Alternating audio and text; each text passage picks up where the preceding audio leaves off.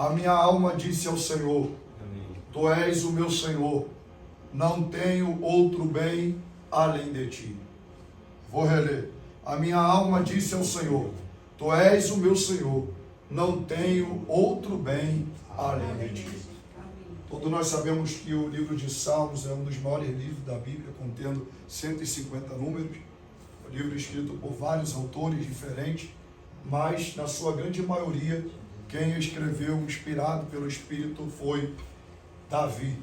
Davi, que era pastor, rei, salmista. E esse salmo aqui, que ora lemos, foi um salmo que Davi escreveu.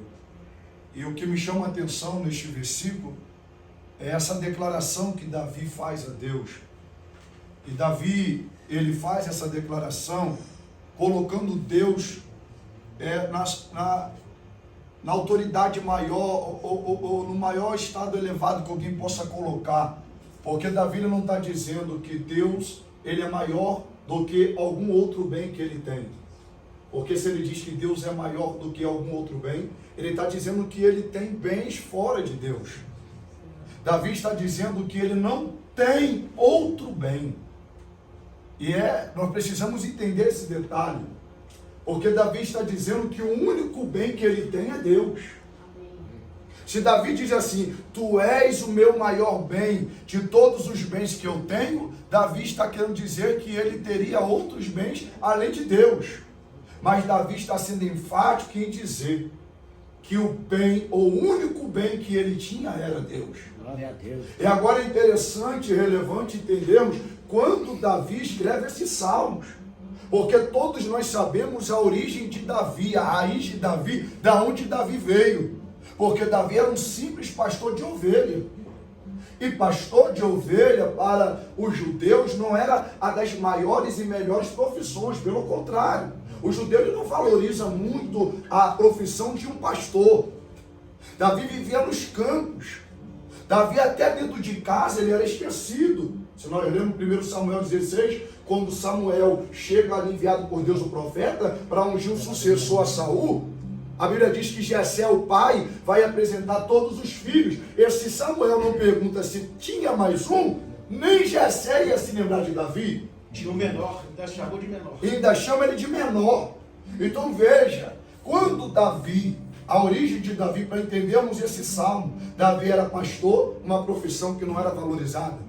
Davi em casa não era lembrado. Davi, quando foi lembrado, foi chamado de menor. Davi não tinha nem estatura.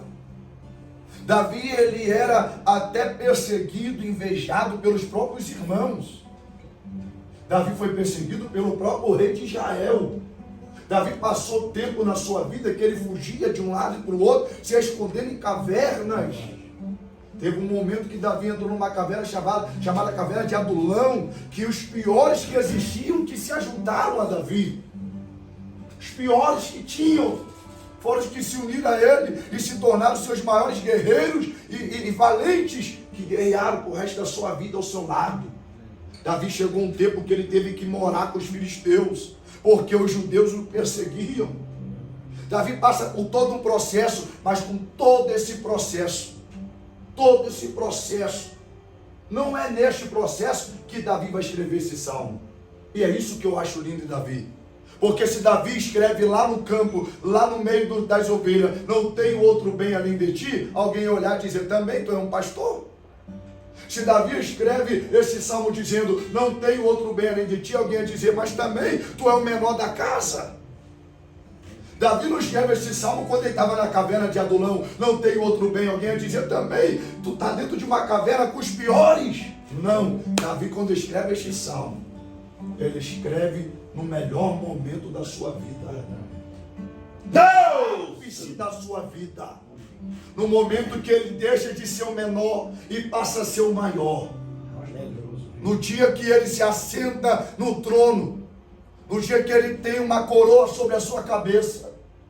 Agora a morada de Davi não é mais os campos, não é mais as cavernas. Agora é um palácio. Glória a Deus. Você está entendendo o que Deus está falando aqui? Que você pode chegar à maior elevação que o homem possa chegar nessa terra. Você pode ter a maior e melhor graduação, quantas você tiver que ter. Você pode ter bens materiais dentro e fora do Brasil. Você pode ter carros de lançamentos, roupas de grife, bolsas caras. Você pode estar vivendo o melhor momento, a melhor fase da sua vida, que Deus ainda será o maior bem, o único bem que alguém possa ter. Nada pode substituir Deus. É o dia que o homem, doutor Silva Neto, ele chega numa elevação e ele acha que aquilo é tudo, Deus abate ele, só para ele entender que tudo é Deus. Eu me lembro que em 2011, eu estava no Rio de Janeiro e saí de carro até Minas Gerais. Eu fui fazer uns exames, eu ia operar as amígdalas e tudo, e fui até uma clínica em Minas Gerais, uns amigos. Estava hospedado na casa de um jogador lá do time de Minas, e quando eu estava lá, fui até a clínica, fiz todo aquele procedimento. Quando eu voltei àquela casa, o Espírito de Deus falou comigo: eu não te trouxe aqui para isto. Eu falei: Senhor, tu me permitiu sair do Rio de Janeiro de carro, mais de 7 horas de viagem, para chegar aqui em BH e dizer que eu não vim aqui para isso? Porque o Senhor não disse lá que eu nem viria? Aí Deus falou assim: eu te trouxe com outro propósito. Eu falei: Senhor, qual o propósito? Ele falou: eu te trouxe para tu entrar nos presídios de Minas. Aí eu falei: Senhor, mas eu não conheço ninguém em Minas. Eu não conheço nenhuma autoridade em Minas. E o Senhor: tu me conhece. É o suficiente. Glória a Deus. Quando eu fui ver, eu estava falando com o secretário de presídio de Minas Gerais, que inclusive hoje é o secretário lá no Maranhão, que é o doutor Murilo de Andrade. Aleluia. E quando eu estava falando com ele, me apresentei como filho do pastor Marco, falei: eu conheço vocês, já vi os DVD do teu pai, já vi as matérias. Que honra ter vocês aqui. Glória a Deus. Ele falou: qual o presídio que você quer entrar? Nós temos 120 presídios em Minas Gerais. Deus, qual você quer entrar? Aleluia. E eu disse para ele: olha, eu não conheço, então calma aí. Aí de repente o Espírito de Deus me deu um estalo. Eu disse para ele: eu quero entrar no pior presídio, onde estão os presos mais periculosos de Minas Gerais. É lá que eu quero entrar. Glória a Deus. Ele falou: calma aí que eu já te retorno. Desligou. Quando ele desligou, a pessoa que estava na casa comigo disse assim: pastor, pede para o senhor entrar onde o Bruno está preso. Olha, eu tinha até me esquecido. No auge do goleiro Bruno, quando ele estava preso. Falei: não é, rapaz, vou pedir. Pesquisa na internet qual presídio que ele está pesquisando. Nelson Gria. Quando ele me liga, antes de eu falar, ele falou: pastor, já decidimos, o senhor vai entrar no Nelson Gria. Aleluia.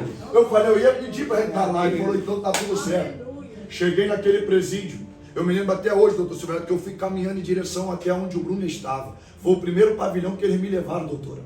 E lá estava aquele homem sentado no chão. E eu, como um bom carioca, por mais que nasci na igreja, mas tinha aquela queda pelo Flamengo. Hoje eu sou Botafogo, né? Botafogo no diabo. Hoje eu sou mais flamenguista. Mas como um bom carioca, tinha aquela queda pelo Flamengo. E o Flamengo estava vivendo o melhor momento. Brasileirão, carioca, Copa do Brasil. E o Bruno estava no auge da carreira dele. Ele ia assinar um contrato para ir para a Itália. Ia ser convocado para o Milan, ia ser convocado para a seleção. E de repente tudo aquilo aconteceu. Quando eu entrei naquele presídio, que eu vi ele sentado com aquele uniforme vermelho, porque ele é vermelho, escrito interna atrás, que ele levantou, que ele virou até mim, passou um filme na minha cabeça. Eu me lembrei do Maraca lotado. Eu me lembrei de quantas das vezes ele era ovacionado. O nome dele era ovacionado por aquela multidão. E quando ele veio na minha direção, fui apresentado para ele, ele para mim, começamos a conversar, e ele disse assim, eu me lembro até hoje com as palavras de: pastor, eu não sei porque eu estou aqui. Ele entrou em alguns detalhes que não me convém falar aqui agora, mas quando ele disse essas palavras, eu não sei porque eu estou aqui, eu disse para ele: eu sei porque tu estás aqui. Ele: tu sabe, pastor? Eu falei: eu sei. Ele: por que então? Me diga. Eu falei: eu vou te dizer, porque quando tu estava no Maracanã lotado, sendo ovacionado, o melhor goleiro do momento, tu ia para a Itália, para o Milan, para a seleção, tu não tinha tempo para Deus. Tu achava que tudo era aquela fama, era o nome que você tinha, era o status que você tinha, a posição que tu chegou. Deus olhou do céu e falou: ah é? Tu não tem tempo para mim? Quer dizer então que eu estou nem aí, você está nem me vendo, então vou arranjar uma maneira de ter a tua atenção. E a maneira que Deus arranjou foi te colocar aqui. Aí a lágrima começou a sair. Ele chorava. E ele comecei a falar. E ele falou, pastor, é verdade. Eu nunca tinha orado na minha vida. E aqui dentro eu aprendi a orar. Aleluia. Eu nunca tinha ido um culto na minha vida. E aqui dentro eu estou participando dos cultos. Eu nunca tinha lido a Bíblia na minha vida, pastor. E aqui dentro eu já estou participando da escola bíblica. E já dei meu nome para se batizar. Eu falei, tá vendo como Deus faz? Porque Deus faz assim. Se o homem não entender de uma maneira, Deus faz o homem entender de outra. Meu Deus. Porque o que importa para Deus não é teu carro. O que importa para Deus não é tua graduação. O que importa para Deus não é o teu status, o teu nome. O que importa para Deus é a tua alma. Quantas das vezes o laço já estava lá, a cova já estava preparada, mas tu escapaste, porque a presença é a presença. Muitos olhos e não entendem como pode, ainda está de pé, ainda está vivo, ainda está respirando, é por causa da presença. A presença te renova nessa noite, a presença te enche nessa noite, é a presença que te diz, se tu entrar no fogo eu entro contigo, se tu entrar na água eu entro contigo, se tu entrar na cova eu entro contigo, se tu entrar na fornalha eu sou contigo. Meu Deus, aonde tiver alguém com a mão levantada, aonde tiver alguém que seja como Davi nessa noite, que entende a importância da tua presença, que valoriza a tua presença, eu peço a ti agora, enche esta pessoa com a tua presença. Eu não aceito sair deste lugar da mesma maneira. Eu não aceito sair daqui para não acontecer nada, ou para não viver nada novo, porque eu sei que aonde a tua presença está, algo acontece. Recebe a presença agora, recebe